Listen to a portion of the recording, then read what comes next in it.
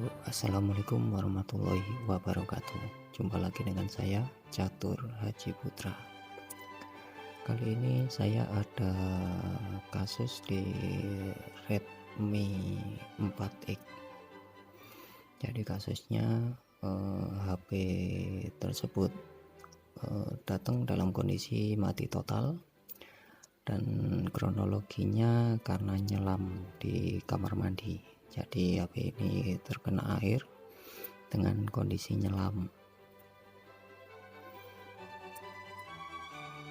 Nah, ini coba saya buka untuk backdoornya.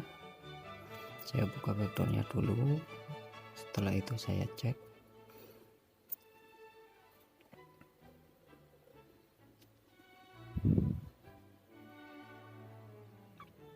Di sini hati-hati untuk tempat SIM cardnya. Ini kebetulan saya lupa. Nah, itu sudah saya buka, karena kalau kita paksakan bisa rusak. Dan hati-hati untuk membukanya, karena untuk di backdoornya itu ada fleksibelnya. Nah, itu ada fleksibel yang connect di HP untuk fingerprint. Jadi fleksibel tersebut untuk fingerprintnya. Itu setelah itu saya buka untuk bautnya.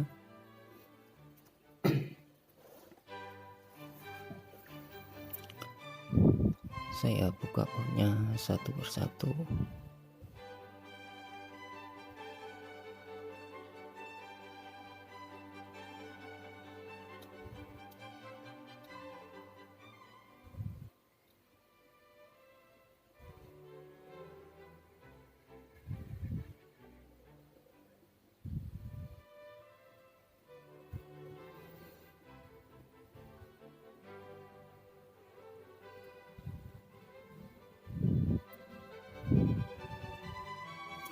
Jadi untuk membuka Redmi 4X itu setelah terbuka bautnya, nah itu saya coba untuk cas, ternyata nggak ada tanda-tanda kehidupan ya.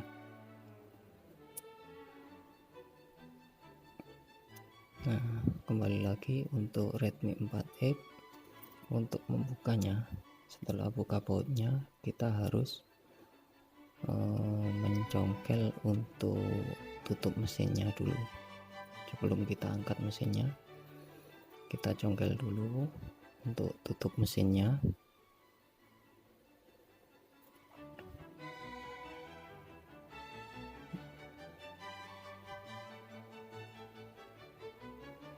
Nah, itu sudah tercongkel.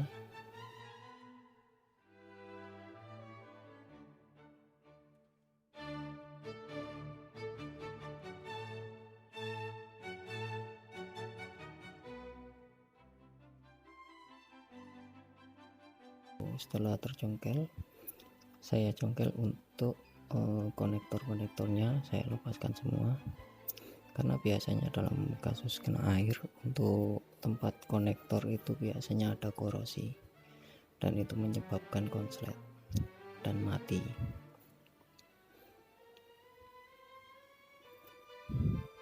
Jadi untungnya HP ini setelah begitu terkena air langsung dibawa ke counter saya ya.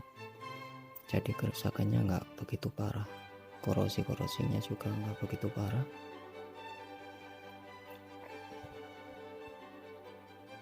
Setelah itu, setelah konektor kita buka semua, lalu saya buka untuk baterainya dengan cara kita selipkan mika, karena baterainya ada lemnya itu ya, semacam double tip. Jadi kita harus mencongkelnya dengan mika, dan jangan dicongkel dengan benda tajam ya kalau untuk baterai, apalagi di blower, karena bisa bocor nanti baterainya dan sangat berbahaya. Setelah itu saya congkel untuk mesinnya, dan di balik mesin itu ada fleksibel dan konektor sinyal ya, konektor sinyal dan fleksibel penghubung ke mesin bawah. Dan ini terlebih dulu saya buka untuk tombol on off nya dan juga volumenya. Saya congkel, baru saya buka untuk mesinnya. Jadi buka mesin Redmi 4X, hati-hati ya, itu ada konektornya di bawahnya. Nah itu korosinya udah mulai kelihatan itu. Nah kan itu ada korosi, padahal itu baru saja terkena air ya, baru belum 1 hari. Setelah itu saya congkel, saya buka untuk penutup mesinnya, saya buka semua.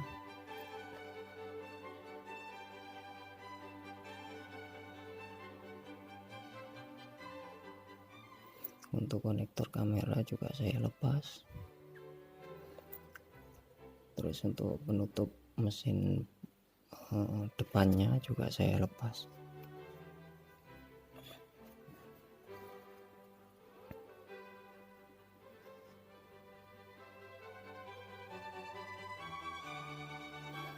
Itu untuk lepasnya agak susah ya, karena memang ada double tipnya di balik tutup mesinnya, balik kalengnya. Jadi itu kaleng-kalengnya saya lepas semua dulu. Baru untuk kasus masuk air kita harus cuci dengan thinner. Setelah kita cuci, kita keringkan seperti itu. Nah itu saya congkel dulu. Jadi ini kebetulan untuk kasus ini bukan saya yang nerima ya, jadi ada karyawan yang nerima mesin ini, kebetulan saya belum datang. Tapi untuk kronologinya masuk air dengan nyelam, jadi HP-nya nyelam di kamar mandi bilangnya yang punya.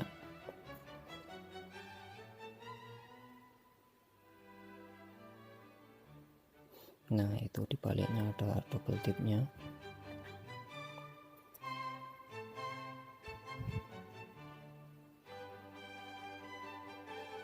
Setelah itu untuk mesinnya kita bersihkan dulu ya dengan thinner. Kita bersihkan, kita ratakan dengan thinner, karena untuk air jika bercampur thinner nanti bisa memuai bareng dengan thinnernya seperti itu. Nah ini saya cuci dengan thinner dulu, dengan thinner A biasanya. Untuk mesin itu yang bagus thinner A, tapi jangan sampai ke kamera ya, kalau memang ada kameranya jadi harus kita lepas dulu. Itu saya bersihkan, saya ratakan.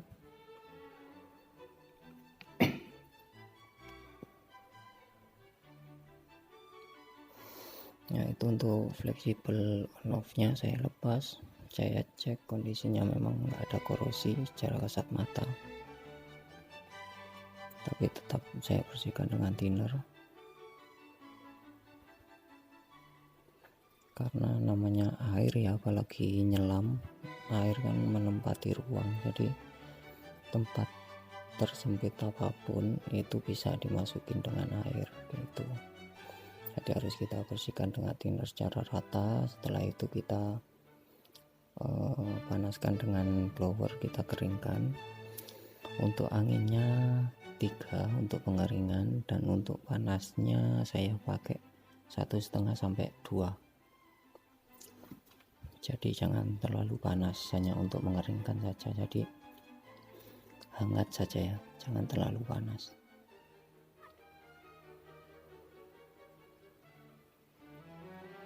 Setelah saya rasa sudah kering, sudah rata,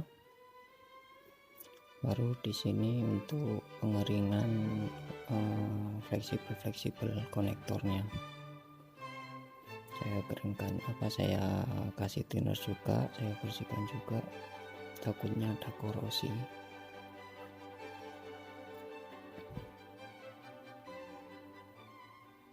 Nah Itu untungnya masih bersih ya, itu masih secara kasat mata nggak ada korosi di sana. Itu setelah itu saya keringkan dengan tisu.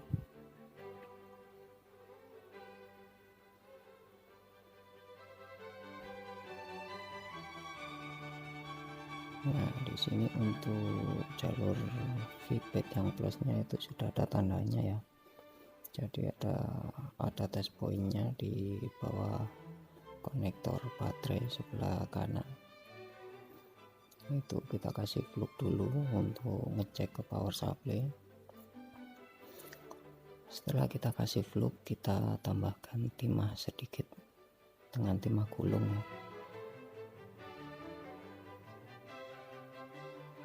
Kita tambahkan sedikit timah.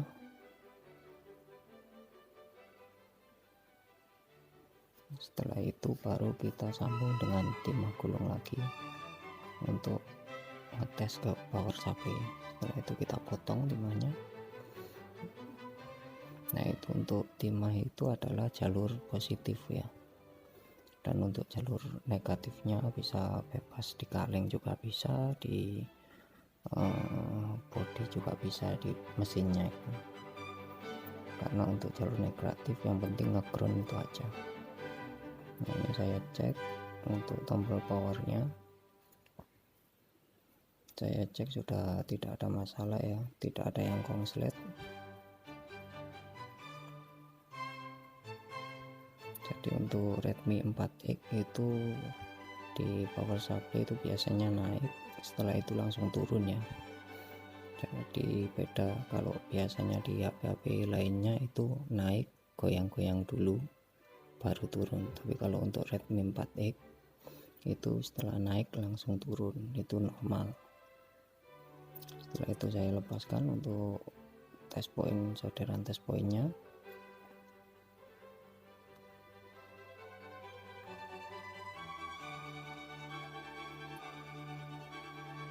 Setelah saya lepas, saya bersihkan ya untuk sisa fluknya. Setelah itu saya coba untuk saya pasang.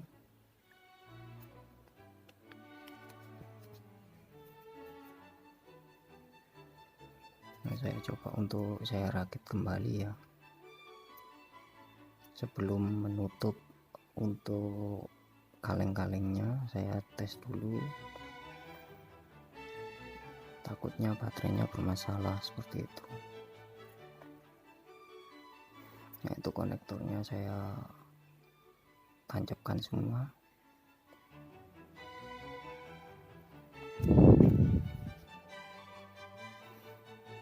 Saya preskan.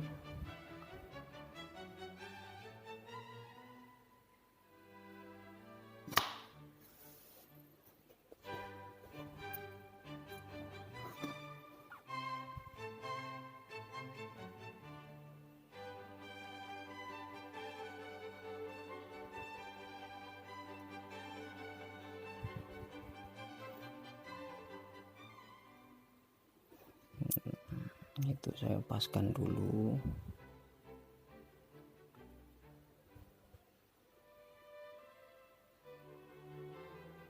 Aduh, lepas itu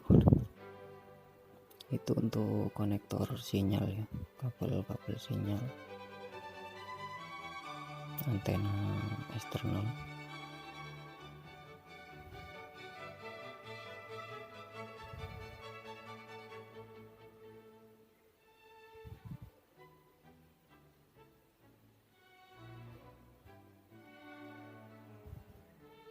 Yaitu di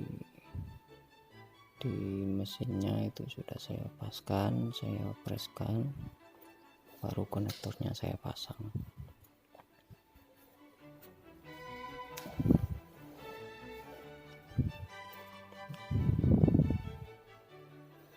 Karena untuk di tulangannya itu ada getarnya ya, jadi kalau nggak presisi nanti kita nggak tahu posisi HP-nya itu getarnya normal apa gimana, kita nggak bisa tahu.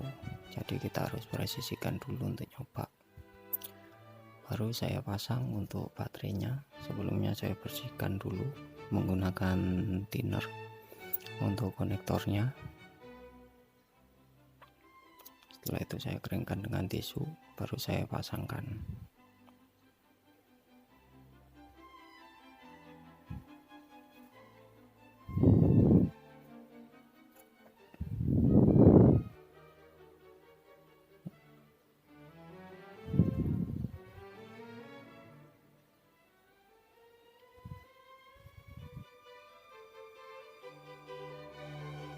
Nah, ini saya pencet untuk on off nya.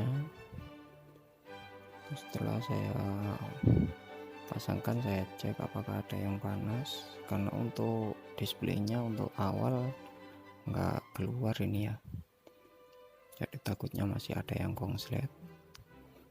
Tapi secara analisa power supply harusnya sudah tidak ada yang konslet, sudah normal, harusnya bisa nyala. Cuman ini belum nyala. Itu saya on off nya saya pencet, nggak nyala. Dan itu untuk kalengnya itu belum saya pasang juga, itu nggak nyala. Saya cek dulu, sepertinya untuk nggak nyala karena baterainya itu ya, makanya saya lepas lagi untuk baterainya. Saya cek,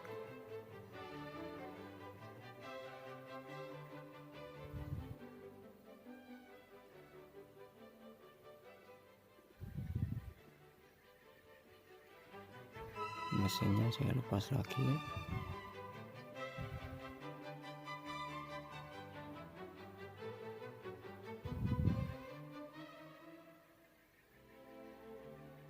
Saya cek itu nggak ada yang panas ya, sudah normal.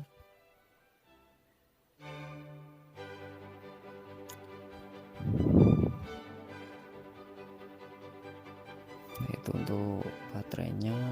Saya coba untuk melakukan pengejutan ya, selayaknya baterai tanam. Biasanya kalau lama nancap itu biasanya habis baterainya, jadi kita kejut dengan power supply dengan tegangan 12 volt ya. Nah, itu saya lakukan pengejutan. Setelah saya kejut, saya lakukan untuk pengisian dengan cara disuntik dengan voltase antara 5 sampai 5,5 ya. Kita suntik dengan power supply, dengan positifnya kita tancapkan di positif, negatifnya kita tancapkan di negatif. Saya kejut sampai 3 sampai 5 menit ya, jadi biar baterainya terisi dulu. Setelah ini saya suntik 3 sampai 5 menit, jadi setelah dikejut baterainya itu saya suntik dengan tegangan 5 sampai 5,5 volt. Setelah itu coba kita pasangkan lagi.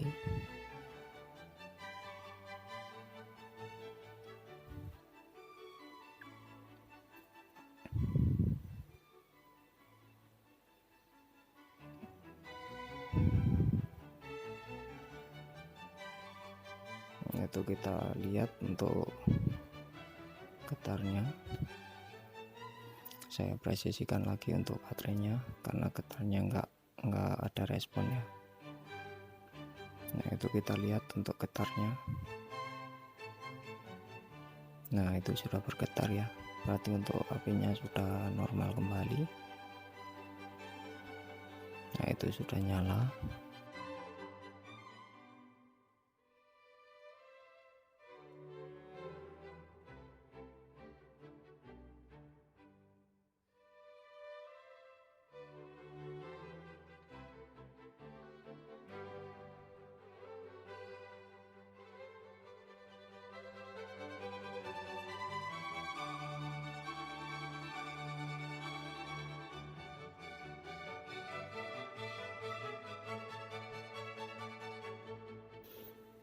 Nah, itu saya lepaskan semua dulu. Saya lepaskan lagi untuk konektornya ini, karena saya mau melakukan pemasangan untuk kaleng-kalengnya. Nah, setelah kita coba tidak ada masalah, baru saya pasang untuk kaleng-kalengnya. Saya lepas dulu untuk baterainya. Konektor-konektornya fleksibel kita lepaskan semua dulu, baru kita pasang untuk kaleng-kalengnya.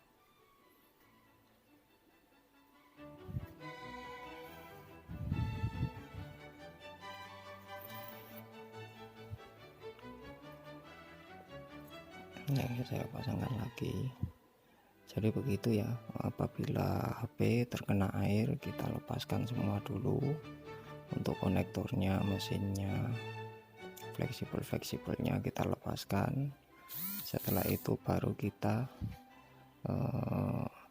lakukan penyucian dengan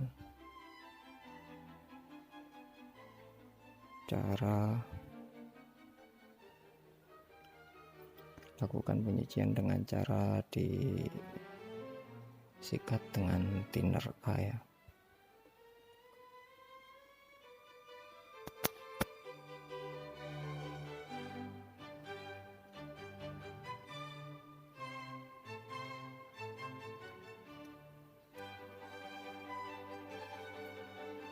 Setelah itu saya pasangkan.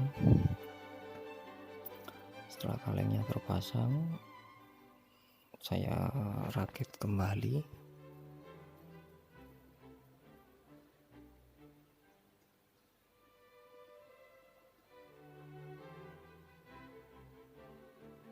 Untuk antenanya jangan lupa kita rakit juga, kita pasangkan ke tempatnya, ke tempat semula.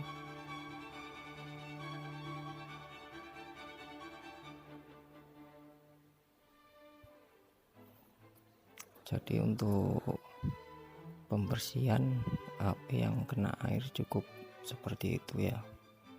Jadi kita bersihkan saja dengan thinner dulu, baru setelah bersih kita analisa mana yang konslet, seperti itu. Karena kalau untuk HP kena air langsung kita masukkan ke power supply, itu pasti biasanya langsung konslet, itu ada yang konslet. Nah, bautnya kita pasang kembali.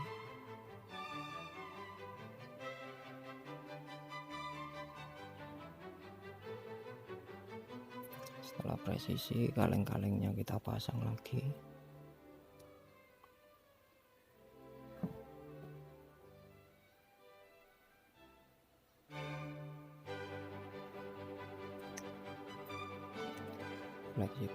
Fleksibelnya semua kita pasang ke tempatnya kembali. Itu untuk kamera belakang.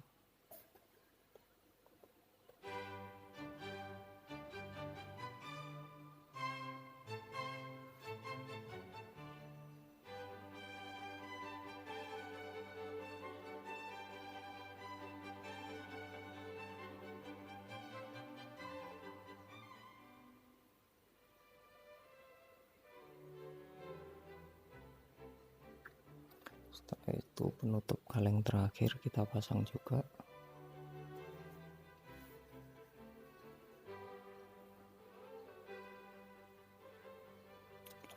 Setelah kita pasang, ini saya lakukan pembautan.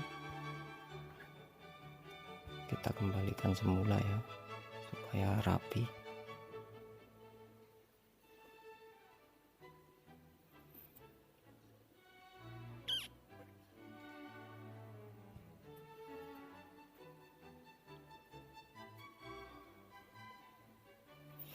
Jadi ini penting ya, apabila saudara-saudara sekalian HP-nya masuk air, itu kadang ada yang direndam beras, kadang ada yang di air dryer seperti itu.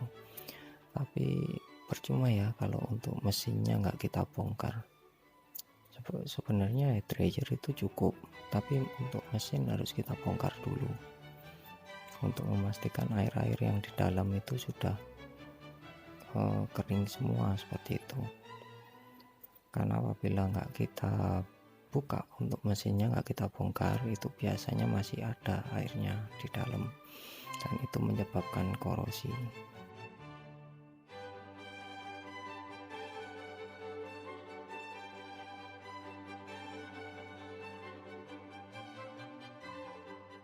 Wah, ini saya lupa untuk memasangkan baterainya, saudara. Jadi ini saya bongkar kembali untuk memasangkan baterainya.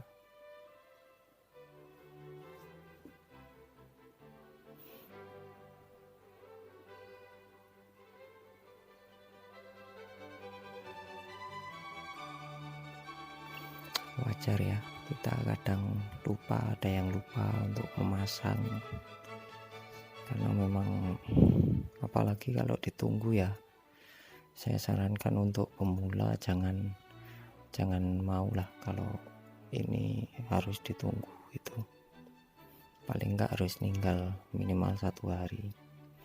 Jadi kita kerja itu juga enak gitu, nggak terburu-buru dikejar deadline kan.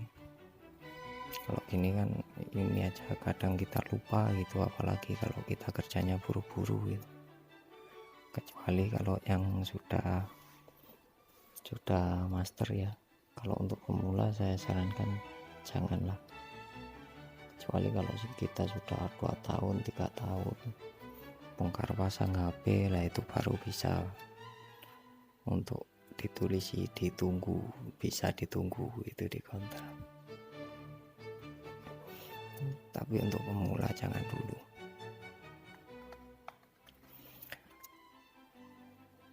Oke, ini saya lakukan pemasangan baut kembali karena tadi saya bongkar karena lupa untuk masang konektor baterainya.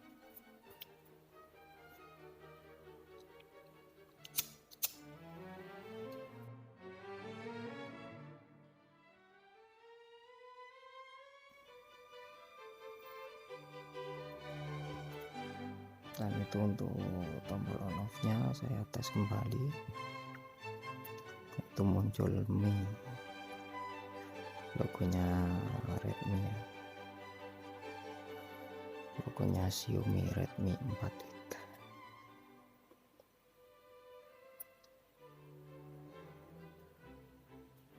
Nah, itu mati kembali karena untuk baterainya memang sangat low ya, low bed.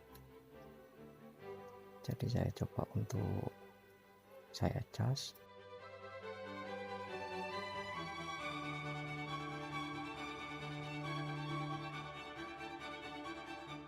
Itu untuk pengecasan lancar ya. Jadi untuk mesin bawah nggak ada masalah. Dan ini saya buatkan untuk tombol volume dan tombol on off. Itu saya kasih double tip supaya rekat kembali ya.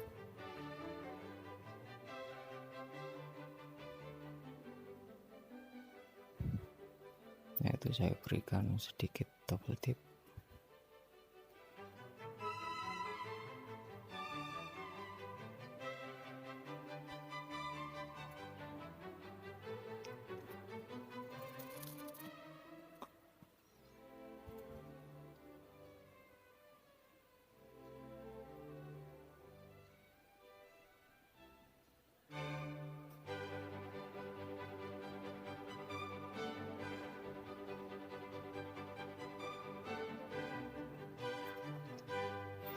Nah, ini saya double tip supaya rapi ya. Jadi usahakan kita kalau kerja itu serapi mungkin.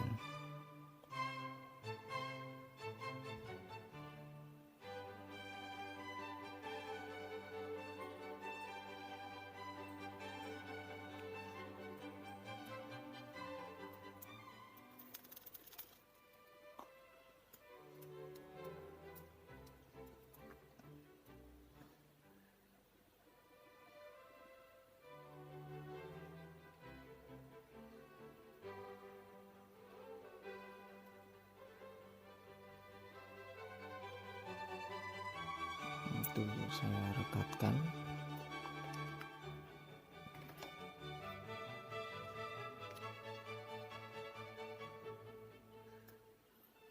Nah, setelah itu saya tes, saya nyalakan.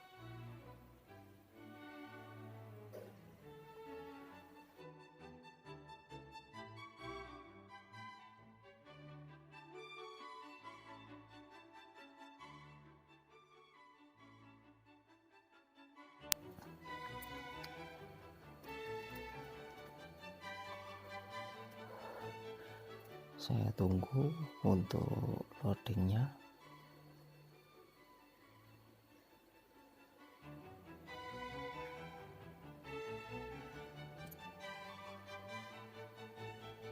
Nah, itu untuk LCD sudah aman, layar sentuhnya juga saya tes juga nggak ada masalah ya, udah normal semua.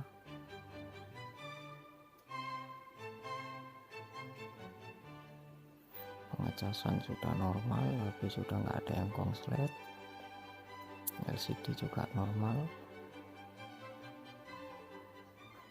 Tinggal kita tes untuk sinyalnya apakah ada masalah.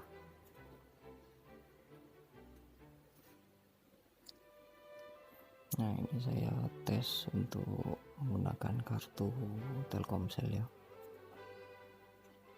untuk tes sinyalnya. Nah, untuk sinyalnya normal ya, itu bisa terlihat penuh, internetnya juga jalan.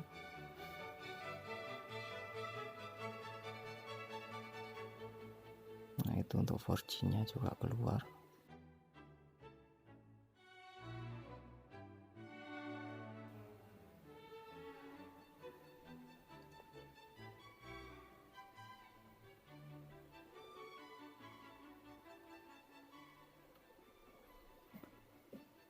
Oke, itu sudah keluar, sudah normal semua.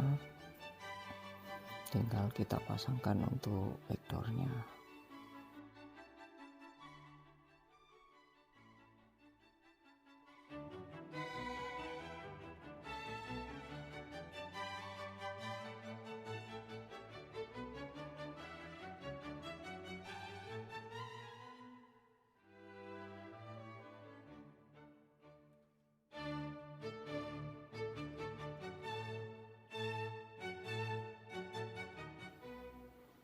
Mungkin cukup itu ya untuk HP Redmi 4X yang terkena air, cara mengatasinya. Terima kasih sudah menonton, semoga bermanfaat.